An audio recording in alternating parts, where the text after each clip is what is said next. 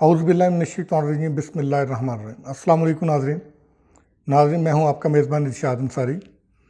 आज जिस टॉपिक पे बात करेंगे वो एक तो सदर ममलकत जो आरिफ अलवी हैं उनके मुस्तकबिल क्या होगा उस पे बात करेंगे। फिर दूसरा जो अमेरिका के ड्रोन हमले में ऐमन अल ज़वाहिरी की जो मौत वाक़ई हुई है उसके बाद काबुल में जो फिर से धमाकों और तनाज़ात का जो है वो सिलसिला शुरू हो गया उस पे बात करेंगे। और इससे जुड़ी कुछ और ख़बरें और फिर पाकिस्तान में जो सिचुएशन है उस पे बात करेंगे कि जो पॉलिटिकल सिचुएशन है, ख़ासकर जो एक दूसरे के ख़िलाफ़ बयानबाजी है और उसमें इवन दैट के जो अहम जो कौमी सानहा हुआ है उस पे भी उसको उस सियासत की नज़र करने की कोशिश की जा रही है, उसको ज़ेर बहस लाएंगे। और साथ साथ पाकिस्तान तहरीक इंसाफ की तरफ से इलेक्शन कमीशन के फ़ैसले के बाद बेगुनाही सोशल मीडिया पे, अब इलेक्शन कमीशन के सामने तो साबित नहीं कर सके लेकिन सोशल मीडिया पे बेगुनाही साबित करने के लिए जो कंपनीज़, जिन कंपनीज़ के नाम आए हैं फॉरेन फंडिंग में, उन कंपनीज़ के डायरेक्टर्स की सोशल मीडिया पे वीडियोस अपलोड की जा रही हैं। उनके हवाले से बात करेंगे कि क्या उनके ख़िलाफ़ भी कोई क्रैकडाउन होने जा रहा है, वो जाने अनजाने में अपने गले कौन सी मुसीबत डालने जा रहे हैं, उस पर ज़रा बात करेंगे। सबसे पहले हम बात करते हैं सदर ममलकत डॉक्टर आरिफ अलवी के हवाले से कि उनके हवाले से क्या गेम जो है वो चल रही है। उसमें सबसे पहले तो हम ये बता दें कि एक तो जो पोजीशन थी पहले, अब इत्तेहादी हुकूमत में है इस वक्त, उसकी तरफ से दबाव बढ़ रहा है सदर आरिफ अलवी पे कि वो अपने ओहदे से इस्तीफ़ा दें, क्योंकि सदर को हटाने के जो है वो आईनी 2-3 ही तरीके हैं। एक तो या वो इस्तीफ़ा दे दें या उनके कोई ऐसा कोई क्रिमिनल कोई एक्ट हो जाए और उसको लेके उनको वो नाअहल हो जाएं, या फिर इम्पीचमेंट हो जाए। इम्पीचमेंट के लिए चूँकि इत्तेहादी जो जमात है उसके पास मतलूबा अक्सरियत नहीं है तो वो नहीं हो पा रहा, और इसलिए दबाव ये डाला जा रहा है कि वो इस्तीफ़ा दें, और सदर इतनी आसानी से सरेंडर करने वाले नहीं हैं। और उनका पॉलिटिकल कैरियर भी सबके सामने है कि जब वो कप्तान के लिए कराची की सड़कों पे पुलिस के साथ जो है वो तनाज़ात और झगड़ा किया करते थे, फिर वही पीटीवी पे जब हमला हुआ जो उस वक़्त बकौल उनके ओपोनेंट के, उस वक़्त भी उनका जो रोल था वो भी सबके सामने है। तो लिहाजा आसानी से तो हाथ मारने वाले सदर भी नहीं हैं, और वो जब तक वो अपने ओहदे पे हैं इसमें भी कोई दो राय नहीं है कि वो मौजूदा जो हुकूमत है इत्तेहादी जमातों की उसको भी टफ़ टाइम देगी, और जहाँ तक हो सका उन्होंने दिया भी।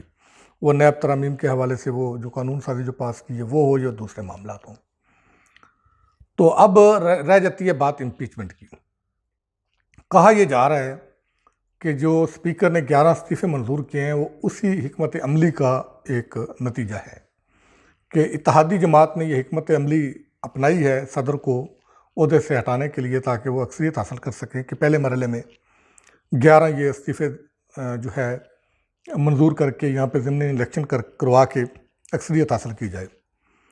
और इस तरह जो आज की अपोजिशन है पाकिस्तान तहरीक इंसाफ, उनके इस्तीफ़े चूँकि आए हुए हैं, सारे मंजूर नहीं हुए, इसीलिए अपोजिशन ये कह रही है कि सब के सब इस्तीफ़े एक साथ मंजूर किए जाएँ। उसके लिए वो अदालत से भी उन्होंने रजू किया है। हुकूमत की ये कोशिश है कि बजाय इसके कि हम इस तरह सारे इस्तीफ़े मंजूर करके एक नया कोई बहरान पैदा करें, हम जो है वो एक हिकमत अमली के तहत उन लोगों को टारगेट करें जहाँ पे हम कोई कामयाबी हासिल कर सकते हैं, या जहाँ पे पाकिस्तान तहरीक इंसाफ की पोजीशन कुछ कमज़ोर है, वो ये सीटें लूज़ करने के बाद दोबारा हासिल करना उनके लिए शायद मुश्किल हो। और इसको काउंटर करने के लिए कप्तान अपने पत्ते खेल रहा है, और ये जो भी 9 के 9 हल्के हैं उन पे कप्तान ने जो इलेक्शन लड़ने का खुद से फ़ैसला किया है।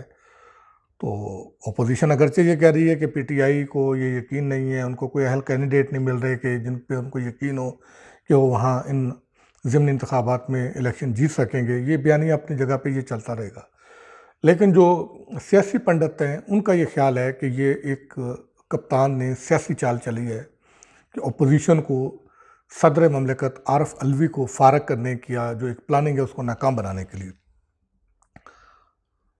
चूँकि 9 ज़िमनी जो इंतखाबात हैं उस पे कप्तान खुद लड़ेंगे और कप्तान को यकीन है कि 9 के 9 इंतखाबात में 9 के 9 नशिस्तों पे वो जीतेंगे। तो वो जीत कर एक नशिस्त रखेंगे, बाकी छोड़ देंगे, तो लिहाजा अपोजिशन की प्लानिंग नाकाम हो जाएगी। अपोजिशन के पास कोई इतने अक्सरियत नहीं होगी कि वो एक तो कौमी असम्बली में अपनी पोजीशन को मजबूत कर सके। उनके पास जो भी कहा जा रहा है कि 2 वोटों की हुकूमत है, 3 वोटों की हुकूमत है, एक तो वो ताना ख़त्म हो जाएगा, दूसरा ये कि उनको एक तक़वियत मिलेगी। तो ये प्लानिंग हुकूमत की थी, जो कप्तान अपने इस इक़दाम से उसको नाकाम बनाने की कोशिश करने जा रहे हैं। दूसरा, लोगों का ये ख्याल किया जा रहा है कि चूँकि इस वक्त सूरत हाल काफ़ी पेचीदा है और इस पेचीदा सूरत हाल में कप्तान किसी किस्म का रिस्क लेने की पोजीशन में नहीं है, इसलिए कप्तान ने अपने खिलाड़ी मैदान में उतारने के बजाय खुद मैदान में आने का जो है वो फैसला किया है। तो अब ये तो जब ज़िमनी इंतखाबात होंगे उसमें सारी चीज़ें सामने आ जाएंगी। पिछले ज़िमनी इंतखाबात का नतीजा सबके सामने है। उसने अगरचे कप्तान को बहुत कामयाबी दिलाई और उसी से कप्तान का हौसला भी बढ़ा। अब ये ज़िमनी इंतखाबात होंगे तो सामने आएगा कि क्या होगा। अलबत्ता नज़रें अब सदर के ओहदे पर ही हैं, दोनों की, अपोजिशन की भी और हुकूमत की भी। हुकूमत चाहती है सदर हट जाएं और उनका सदर आ जाए, अपोजिशन ये चाहती है कि ये आईनी ओहदा उनके पास रहे। दूसरा ये है कि अमेरिकी सदर जो बाइडन ने बाज़ाब्ता तौर पे अनाउंस किया है कि अभी हालिया जो अफ़गानिस्तान में जो उज़्बेकिस्तान के से उड़ा है ड्रोन, उसने अफ़गानिस्तान में अल-कायदा के सरबराह ऐमन अल-ज़वाहिरी के खुफिया ठिकाने पे हमला किया है और उसके नतीजे में ऐमन अल-ज़वाहिरी की जो है वो हलाकत हो गई है। उस पे बातचीत हो रही है और जो डिप्लोमेट्स और दिफाई हल्के हैं उसको काफ़ी अहमियत से दे रहे हैं। इस वाक़े के बाद अफ़गानिस्तान में हालात फिर से कशीदा होना शुरू हो गए हैं और काबल धमाकों से गूंज रहा है।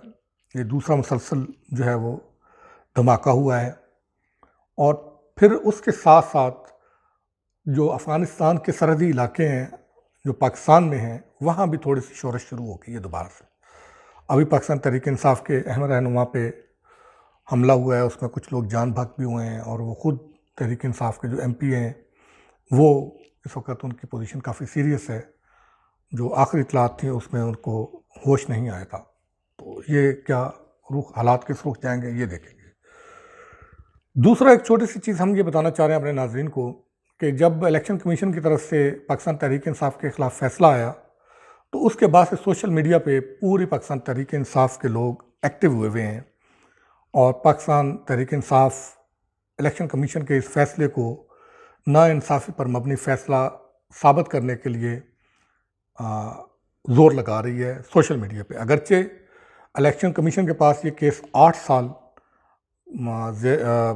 ज़ेर समात रहा, इस दौरान बार बार इल्तवा की भी दरख्वास्तें करती रही PTI, बार बार अदालतों में भी गई इस केस को रुकवाने के लिए और अदालत जो है वो सबूत मांगती रही। वहाँ तो ये सबूत नहीं दे सके और फ़ैसला इनके ख़िलाफ़ आ गया। लेकिन अब सोशल मीडिया पे वो सारे सबूत पेश किए जा रहे हैं और उस सबूतों में कुछ कंपनीज़ के डायरेक्टर्स के इंटरव्यूज़ जो है वो सोशल मीडिया पे नशर करवाए जा रहे हैं और किए जा रहे हैं और कहा जा रहा है कि देखें जी ये फॉरेन फंडिंग में इसका भी नाम आ रहा है, इस कंपनी का नाम आ रहा है और वो कंपनी का डायरेक्टर कह रहा है कि मैं ओवरसीज़ पाकिस्तानी हूँ और मैंने जो है वो कप्तान को जो है वो फ़ंड दिए हैं, तो मैंने कौन सा जुर्म किया है ये सारा।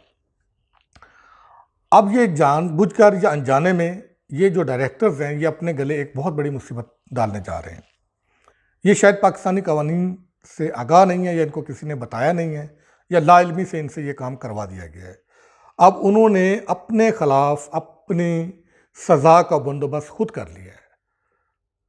SCCP का जो कंपनीज एक्ट 2017 है वो कंपनियों को पॉलिटिकल फंडिंग से रोकता है और उनकी सेक्शन जो 148, 149 इस तरह जो दीगर सेक्शंस हैं उसमें इनकी सज़ाएं भी तजवीज़ की गई हैं कि अगर कोई कंपनी, उनके डायरेक्टर्स या उनके अफसरान पॉलिटिकल पार्टीज़ को इस तरह फंडिंग करते हैं तो उनकी क्या सज़ा होगी। जी हाँ, कंपनीज एक्ट 2017 के तहत इन कंपनियों के डायरेक्टर्स को या इनके अफसरान को जो है वो 5 लाख रुपए तक जुर्माना और 2 से 3 साल तक की कैद की सजाएं हो सकती हैं।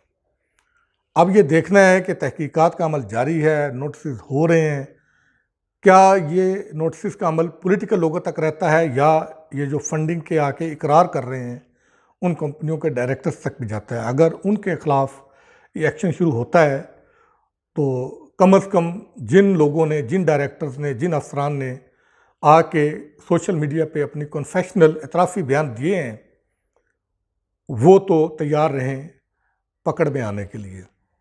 तो अब ये आगे जाके पता चलेगा कि हालात किस रुख जाते हैं। फिर इसके साथ साथ सियासी तो पारा पहले से ही हाई है, बयानबाजी जारी है और एक दूसरे की तरफ से शिकवा जवाबी शिकवा हो रहा है।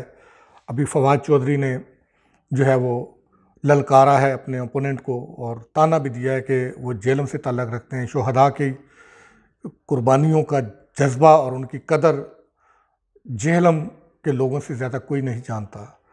और फिर पाकिस्तान तहरीक इंसाफ ने पावर शो का भी ऐलान किया है। उसको लेके बाद लोग दावे भी कर रहे हैं कि शायद 17 अगस्त तक हुकूमत चली जाएगी। अब ये हुकूमत जाती है नहीं जाती है, पाकिस्तान तहरीक इंसाफ का जो पावर शो है, जो बड़े जलसे का ऐलान किया है इस्लामाबाद में, वो कामयाब होता है नहीं होता है, ये देखना होगा। ज़ाहिर है हुकूमत की कोशिश होगी इस शो को नाकाम बनाया जाए और अपोजिशन की कोशिश होगी इसको कामयाब किया जाए।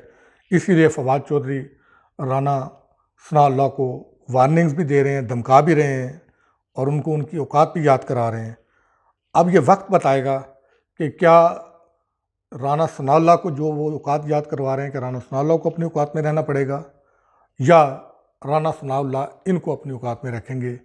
क्योंकि इससे पहले 25 मई का वाक़या सबके सामने है, उसमें तो राना सनाउल्लाह ने इनको कोई हिलने नहीं दिया और वो इनका ताना बन के रह गया कि जो भी कोई बात करता है तो वो कहते हैं कि बुलाएं राना सनाउल्लाह को। यानी कि राना सनाउल्लाह को पीटीआई में एक टेरर की अलामत बना दिया गया। अब ये पता चलेगा कि जो अगला पावर शो पाकिस्तान तहरीक इंसाफ करने जा रही है वो किस हद तक कामयाब होती है।